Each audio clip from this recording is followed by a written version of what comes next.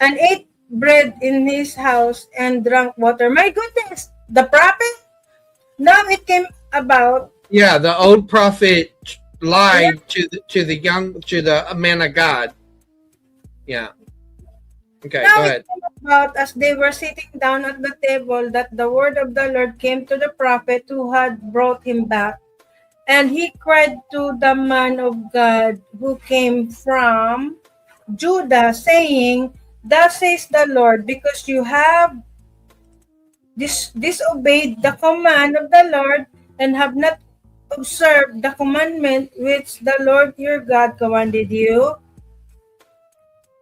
but have returned and eaten bread and drunk water in the place of which he said to you, Eat no bread and drink no water.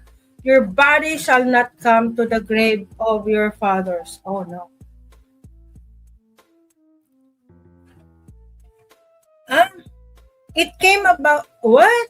It came about after he had eaten bread and after he had drunk that he saddled the donkey for him for the prophet whom he had brought back.